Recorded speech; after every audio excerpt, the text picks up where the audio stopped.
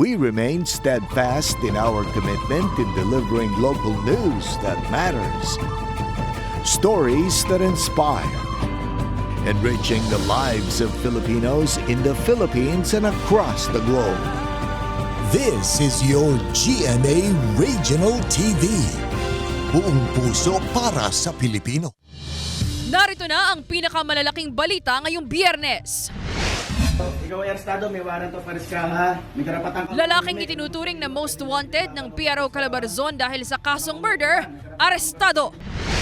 Panibagong taas preso sa langis nakatakdang ipatupad sa susunod na linggo. Lalaking patawid sa kalsada sugatan matapos mabundol ng kotse sa Batangas City. Presyo ng ilang isda sa Lipa City Public Market tumaas. 29 pesos na kada kilo ng mga aging o nalulumang stock ng bigas ng NFA target ibenta sa Kadiwa Store sa Hulyo.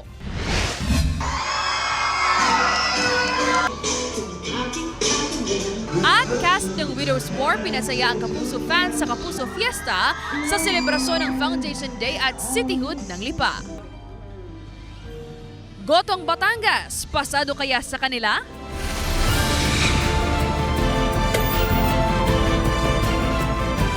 Ito ang GMA Regional TV, Balitang Southern Tagalog. Magandang hapon mga kapuso, narito na ang Balitang Southern Tagalog. Hatid namin ang mga pinakamalaki at pinakahuling balita sa Timog Katagalugan. Live mula rito sa GMA Batangas Station, ako po si Ace Medrano. Sugatan ng isang lalaking patawid sa kalsada matapos mabundol ng kotse sa Batangas City. Ang detalye sa report ni Denise Abante.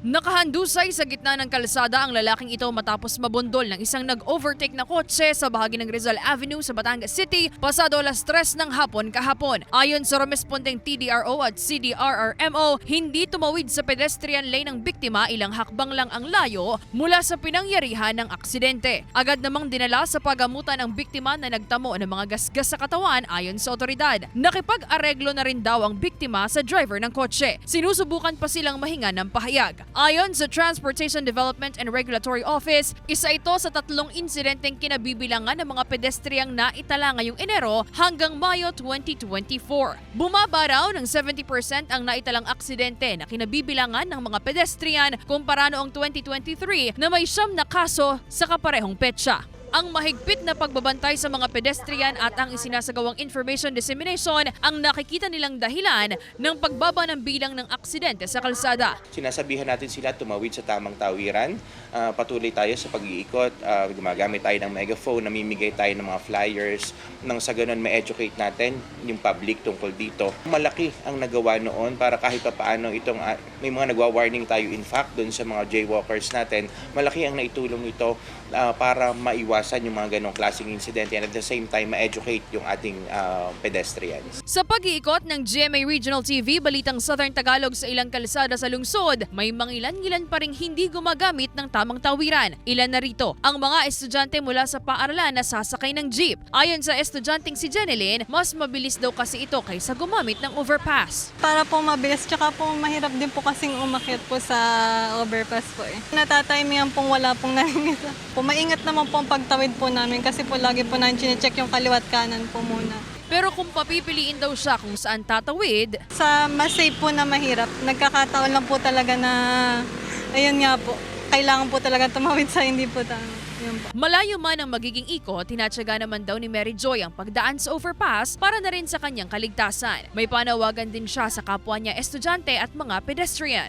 Hindi rin po, hirap po kasi gawa ng mga sasakyan ang bibilis po. Sana po ay dumaan po sila sa tamang daan para po hindi sila maaksidente. Umaasa ang pamunuan ng TDRO na hindi na madaragdagan pa ang bilang ng mga aksidenteng kinabibilangan ng mga pedestrian dahil sa hindi pagsunod sa ipinatutupad na batas trapiko. Pagtitiyak ng pamunuan na patuloy ang kanilang monitoring at paninita sa mga jaywalker upang maiwasan ang anumang insidente sa kalsada. Kasama si J. R. Manjares, Denise Abante, Balitang Southern Tagalog.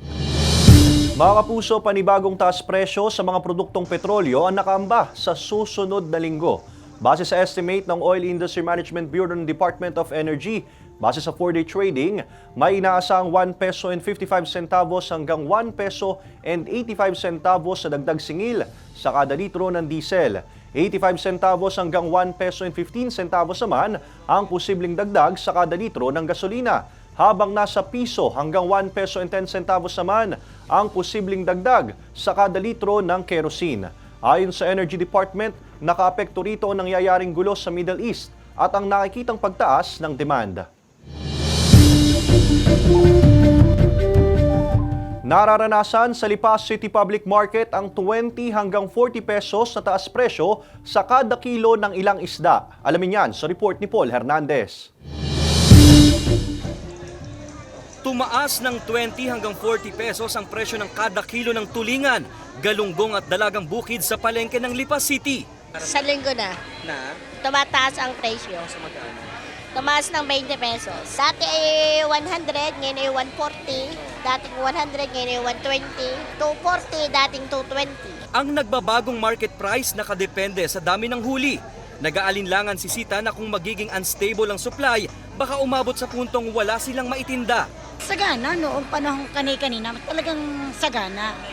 Ngayon, kaunti lang kasi iba ang dating. Pinawi ng Bureau of Fisheries and Aquatic Resources o BIFAR ang pangambang yan dahil fish sufficient pa rin daw ang bansa. Target pang maabot ang 100% fish sufficiency hanggang 2028. Pinapalakas pangaraw ngayon ng BIFAR Calabarzon ng aquaculture. Masigurado na meron tayong sapat na supply ng similya ng mga isda. Kaya ang programa po natin dyan ay yung pagpapatayo ng mga legislated hatcheries. Ayon sa ahensya, bahagi rin ng hakbang nila ang pag-i-import ng similya ng mga isda at dito rin pinaparami. Nakatutulong daw ang implementasyon ng closed fishing season, gaya ng isinasagawa sa lawa ng Taal. Attaining the fish sufficiency target, kailangan nating i-balance yung pag-extract natin sa ating resources at yung pag-maintain natin po ng kanilang survival. Unti-unti na rin daw itong niyayakap ng ilang mga mangingisda. Samantala, ang mga nararanasang pag-uulan sa ibang lugar sa rehiyon ang nakakaapekto naman sa taas-babang supply ng isda sa pamilihan. Kasama si Kel Ravaca, Paul Hernandez, Balitang Southern Tagalog. Umani ng positibong reaksyon ang isinasagawang 60 araw na dry run ng bagong ruta ng mga jeep mula Barangay Dagatan hanggang Central Business District ng Batangas City. Para sa detalye, makakasama natin live si Denise Abante. Denise.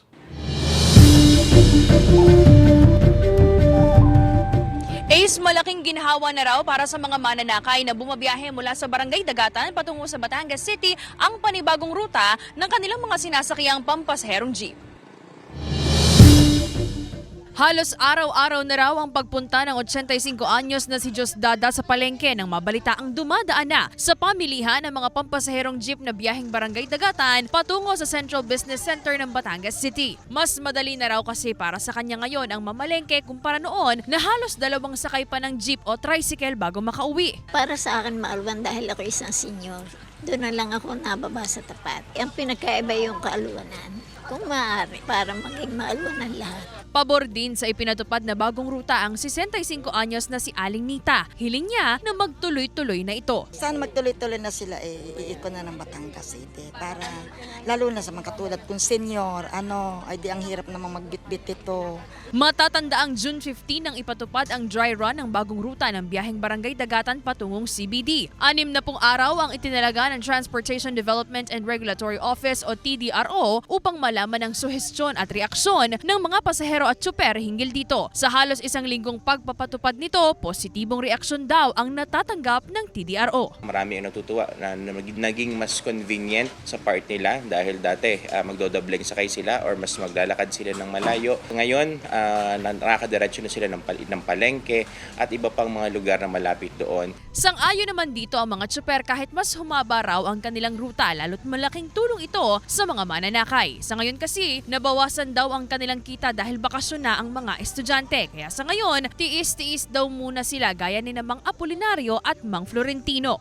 Meron lamang paparungkat pabalik walang pasahero. Dami ng kurudo ang nakakain. Hindi ko lamang alam painin kung madadagdagan, kung mababawasan. Ayos naman, lalo kung may mga pasahero pabalik. Medyo mababa. Sana naman, pagka nagkaroon ng pasok, gumanda ang kita namin habang may ikot kami. Dahil yung tumaas nga ang krudo, edi lalong lalong nahihirapan ang driver. Ayon sa pamunuan ng TDRO, hindi muna sila maglalabas ng panibagong taripa para sa naturang biyahe hanggat hindi natatapos ang 60 araw na dry run. Bukod sa biyaheng dagatan, plano rin ng TDRO na magdagdag ng ruta sa ilan pang mga pampasaherong jeep. Ito pong ilang biyahe dito sa yung mga biyaheng bukid natin kung tawagin, mga Batangas, Ilihan, Simlong. Yun po pinaplano din natin na may pasok dito sa poblasyon. Pinaplano rin natin silang maipasok dito sa Kabayanan unang-una para na rin sa convenience ng ating mga pasahero.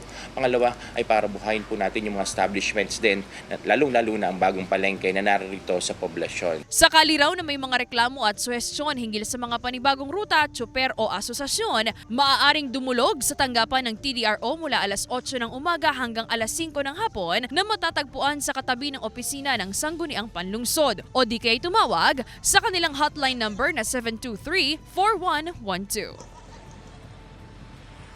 Ace, dagdag sa pasahe naman ang hiling ng mga tsuper na bumabiyahe sa naturang ruta para kahit papaano raw ay hindi naman sila lugi sa gasolina. Ace? Maraming salamat, Denise Abante. Nararanasan ngayong araw ang June o Summer Solstice ayon sa Pag-asa. Alamin yan sa report ni Paul Hernandez. Makakapasyal pa raw sana ngayong Biyernes si Hana, pero dahil study first, uuwi na raw siya para sa online class na Manila. Mahaba pa naman ang daytime ngayong araw dahil sa nararanasang summer o June solstice. Siguro po, pwedeng gumawa ng time for gala. Ayon sa Pag-asa, magiging 13 oras ang daytime mula sa normal na 12 oras. Nangyayari ito kapag nakatilt o nakatagilid ang mundo sa axis nito. Pero it depends sa latitude. Kagaya po ng Quezon City o Manila, makakaranas tayo ng mga 13 hours. Ngayon, kapag pumapanik ka naman, let's say, nandun sa Batanes, higit pa sa 13 hours ang duration of daylight. 15 oras pa nga raw ang daylight sa Amerika. Ang summer solstice ay isa raw na change of season. So 4 lang naman yung season natin. We have the summer solstice o tinatawag na June solstice. We have the autumnal equinox and we have this winter solstice. And then pagdating ng March, yun naman ang vernal equinox. Pagkatapos ng summer o June solstice, aasahan na raw na iigsi na ang hapon at hahaba naman ang gabi. Kasama si Kel Ravaca, Paul Hernandez, Balitang Southern Tagalog. Mga kapuso, bukas Sabado June 22, makakaranas ng kawalan ng supply ng kuryente ang ilang barangay sa San Jose, Batangas at Calatagan, Batangas. Magsisimula ito alas 8:30 ng umaga hanggang alas 2 ng hapon.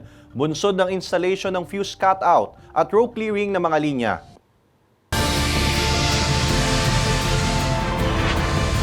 Ito ang GMA Regional TV, Balitang Southern Tagalog.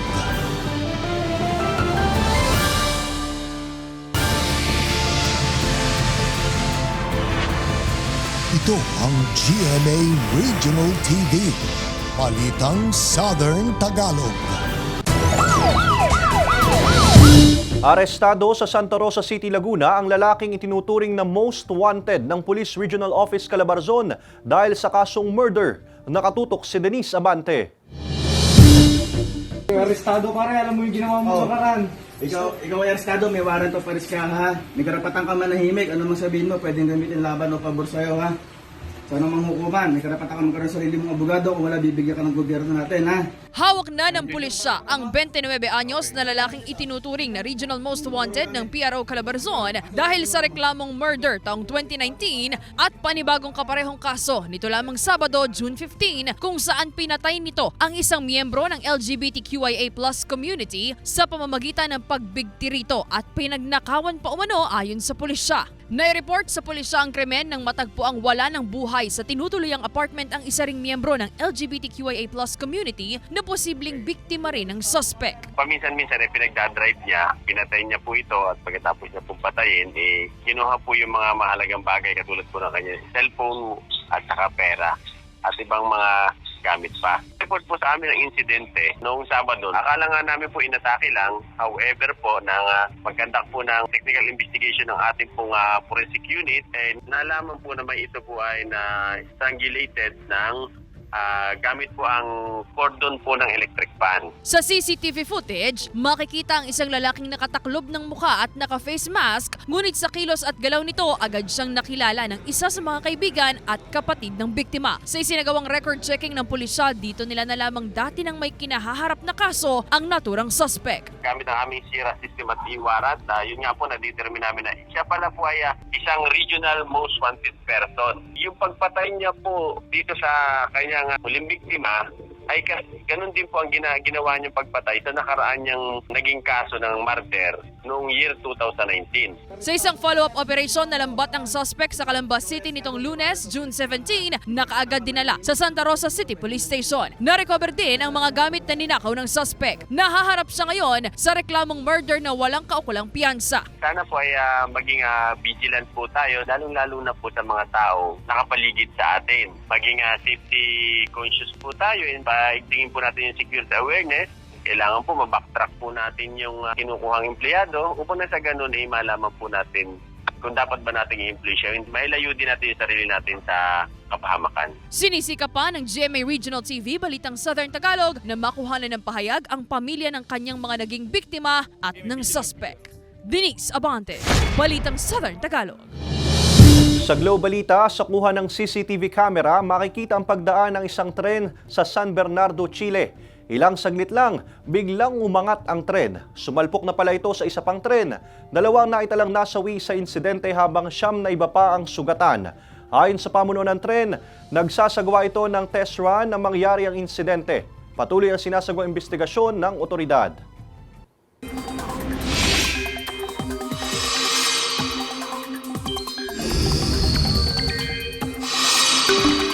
Mga kapuso, kung may ilang bahagi ng bansa na makakaranas ng malinsangang panahon, marami rin ang posibleng ulanin. Western sections pa rin ng Southern Luzon, Visayas at Mindanao ang apektado ng southwest monsoon o habagat. Sa datos ng Metro Weather, may tsansa ulit ng ulan sa Rizal, Cavite, Laguna, Batangas, Mindoro Provinces, Palawan, Marinduque, Romblon at Quezon. Posible ang malalakas na ulan sa ilang probinsya kaya maging handa pa rin sa banta ng baha o landslide. May tsansa rin ng localized thunderstorm sa iba pang bahagi ng bansa. Grateful ang kapuso actress na si Bea Alonzo dahil sa magagandang feedback na natatanggap sa teaser at vlog ng Widow's War. Sa teaser pa lang, overwhelming na raw ang comments ng netizens. Ayon kay Bea, excited na siyang maipalabas ito dahil isa siya sa biggest fans ni Direk Zig Dulay na siyang hahawak sa murder mystery series. Pinaghirapan din daw nila ito ng kanyang co-star na si Carla Abellana, kasama syempre ang iba pang cast at crew. Abangan ang world premiere ng Widow's War sa GMA Prime sa darating na July 1.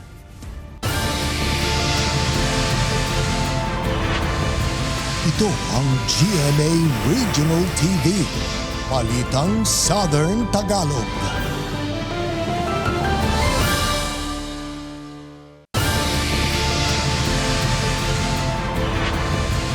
Ito ang GMA Regional TV, Balitang Southern Tagalog. Isa ang patay habang 5 katawang sugatan matapos sumalpok sa truck ang sinasakyan nilang van sa Timonan, Quezon. Nakatutok si Denise Abante. Wasak ang unahang bahagi ng van na ito at nagkalat din sa kahabaan ng barangay Tinandog sa Atimonan, Quezon ang ilang bag at tsinelas na pagmamayari ng 5 sakay ng naturang van. Sumalpok kasi ito sa kasalubong na truck pasado 2:00 ng hapon nitong Miyerkules. Sa investigasyon ng pulisya, mula sa Maynila ang van at patungo sana sa Samar nang mawalan umano ng kontrol sa manibela ang 50 anyos na driver. Ako lang sa kanila, sobrang bilis daw talaga ng takbo ng van. Tapos medyo maulan noon, basta ng kalsada. Pag-overtake daw yung van doon sa truck. Sa sobrang bilis, mislide siya doon sa kalsada. Tapos umikot siya ng 2 beses. Nasakop niya yung lane ng truck. Nasalbok yung truck, tumilapo naman yung mga sakay ng van. 120 km per hour daw ang tinatakbo nila. Dead on arrival sa ospital ang driver ng van habang nagtamo ng mga sugat at gasgas ang 5 nitong pasahero, kabilang na ang 11 buwang gulang na sanggol. Wala namang nasaktan sa mga sakay ng kasalubong na truck. Nangako naman daw ang may-ari ng van na sasagutin ang gastusin sa pagpapagamot ng mga pasahero at ang pagpapalibing sa driver ng van ayon sa pulisya. Ito naman ma'am si truck na sa aming investigation ay hindi naman siya ang liable ng aksidente, ay nagpaabot pa rin ma'am ng financial assistance ma'am sa pamilya ng driver ng van. Pansamantalang nakalagak sa isang punerarya sa Timonan, Quezon ang mga labi ng driver ng van. Ang mga sugatang pasahero nakatakdang iuwi sa Samar ayon sa pulisya. Iba yung pag-iingat ang payo ng otoridad sa mga motorista upang maiwasan ang kaparehong insidente. Sinisika pa ng GMA Regional TV Balitang Southern Tagalog na makuha ang pahayag ng may-ari ng van, gayon din ang mga pasahero at pamilya ng nasawing driver. Denise Abante, Balitang Southern Tagalog. Target ng masimulan sa Hulyo ang Bigas 29 program na layong magbenta ng murang bigas sa publiko. Aprobado na kasi ng National Food Authority ang pagbebenta ng mga aging o naluluma ng stock ng bigas ng NFA sa mga kadiwa store. Dapat daw matiyak na nasa maayos pang kondisyon ng mga ito at ligtas pang kainin. Sa ilalim ng programa, eksklusibong makakabili ng 29 pesos per kilo na bigas ang mga benepisyaryo ng Pantawid Pamilyang Pilipino Program, senior citizens, PWDs at maging ang solo parents. Kinakailangan lang na magpresenta ng valid ID para makabili ng murang bigas. Posible ring ilimit sa 10 kilo kada pamilya ang pagbebenta nito para mas marami raw makabili ng murang bigas kada buwan. Makakauwi na sa bansa ang OFW na ina ng batang nalunod sa ilog sa Cuenca, Batangas bago ilibing ang anak ayon sa OWA. May follow-up report si Denise Abante. Sana po masagot niyo po yung pamasahe ng nanay ko para makauwi po siya agad kasi ayaw po siyang pauwiin. Para po makapagluksaman lang po ng ayos yung nanay ko. Yan ang panawagan ni Micaela, isa sa mga anak ni Marites Hosmilio, ang OFW mula sa Kuwait na nais makauwi sa bansa matapos malunod ang anak nito. Matatanda ang ika-13 ng Hunyo nang masawi ang 12 taong gulang nitong anak na pang-anim sa siyam na magkakapatid matapos malunod sa malalim na bahagi ng ilog sa Barangay San Felipe, Cuenca, Batangas. Idinulog ng GMA Regional TV Balitang Southern Tagalog sa Overseas Workers Welfare Administration ang panawagan ng pamilya at nito lamang Miyerkules, kinumpirma ni Micaela na makauuwi na ang kanyang ina. Ayon sa OWA, naging mabilis ang koordinasyon ng Migrant Workers Office at ng employer kaya kaagad na naproseso ang pag-uwi ni Marites. Sinagot na rin ng OWA ang plane ticket ng OFW. Nilodge namin sa MW Kuwait sa OWA. Inaksyon na naman kaagad nila at pinapunta yung employer sa MWO na ngayon instead of po. Prenosis naman yung exit visa. So ngayon, meron na siyang ticket. Mamayang gabi 10 o'clock ang kanyang departure doon sa Kuwait. Sa eksklusibong panayam ng GMA Regional TV Balitang Southern Tagalog sa OFW na si Marites, nagpasalamat siya dahil makakapiling niya ang kanyang anak bago ito mailibing. Masaya po. Masaya makikita ko po yung anak ko. Kahit malungkot po, nadadat na ang pag-uwi, nadadatnan ko wala na po siya. Nagpapasalamat po ako kay Atty. Charina Cuevas po, tsaka kay Kusyala Annalyn Lunar po. Sila pong dalawa yung tumulong sa akin para po makauwi po ako. Bukas ng hapon, inaasahang makakauwi sa bansa si Marites. Pinag-iisipan pa raw niya kung babalik na siyang muli sa Kuwait matapos ang libing ng anak. Siguro hindi na ho kasi parang ang sakit na hong lumayo sa mga anak ko. Parang ayoko na hong umalis. Gustuin ko na lang pong kasama silang lahat. Kahit mahirap yung buhay, na lang po kami sama-sama. Sa Miyerkules, nakatakdang ilibing ang 12 taong gulang na batang biktima ng pagkalunod sa ilog. Kasama si J.R. Manjares, Denise Abante, Balitang Southern Tagalog. Pinasaya ng kasang Widows War ang fans sa Kapuso Fiesta sa selebrasyon ng Foundation Day at Cityhood ng Lipas City. Samantala ang Gotong Batangas hindi pinalampas sina Carla Abellana, Benjamin Alves, Rita Daniela at Juancho Trevino. Pasado naman kaya sa kanilang panlasa? Alamin yan sa report ni Paul Hernandez. Itinodo ng mga Lipeño ang saya sa Kapuso Fiesta sa selebrasyon ng Foundation Day at Cityhood ng Lipa. Sa performances at palaro, game silang nakipagkulitan kay sparkle artist May Bautista.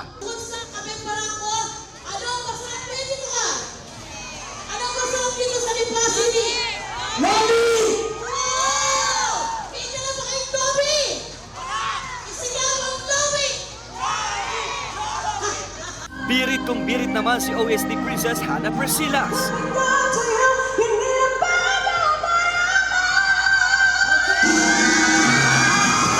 Babalik Kaya kung may chance ay hindi ako magdadalawang isip na mag-perform ulit para sa kanila. Mas pinakislap pa ang gabi nang lumabas ang cast ng upcoming GMA Prime mystery drama na Widow's War. Nakijam sa audience si Juancho Trevino. Song and dance number naman ang handog ni Rita Daniela. Nang harana naman si Benjamin Alves. Napuno pa ng hiyawan ang Plaza Independencia sa performance ni Carla Abellana. Gusto ko lang makita yung si Carla Abellana, idol ko po. Lahat talaga ng artists, even yung mga news anchor katulad ko, basta kapuso, 100% support talaga ako since nagkamali ako, kapuso na talaga. Hindi makukumpleto ang trip to Batangas kung hindi hihigop at titikman ang linamnam ng Goto Rine. Pasado ga. 10 for me. Kasi nga, iba yung the way it's prepared. Iba siya. At mas pasok sa palate ko yung ganito na hindi siya sobrang nakakaumay. Light yung broth niya.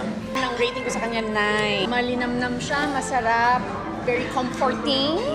Ako, I would rate this as 8. Medyo naghahanap pa ako ng medyo pepper, na may konting asin, na may parang again, sa panlasa ko yun. Nasa 9, syempre. Paano siya masarap.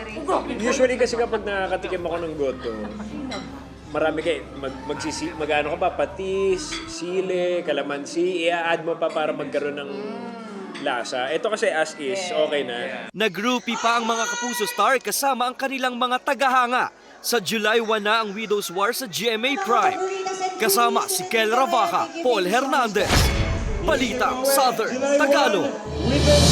Samantala, mapapanood niyo po ang episode na ito at iba pang pinakuhuling lokal na balita sa official website ng GMA Regional TV, www.gmaregionaltv.com. Pwede rin kayo bumisita sa aming official YouTube channel, GMA Regional TV, at i-click ang subscribe button para sa pinakamainit na balita mula sa rehiyon. Dahil sa GMA Regional TV, local news matters. At yan ang mga pinakamalaki at pinakahuling balita sa Timog Katagalugan. Maraming salamat sa pagsama sa amin, pati na mga kapuso sa ibang bansa na tumutok sa mga balita sa rehiyon. Kami, ang GMA Regional TV Balitang Southern Tagalog. Buong puwersa para sa mas malaking misyon at mas malawak na paglilingkod sa bayan.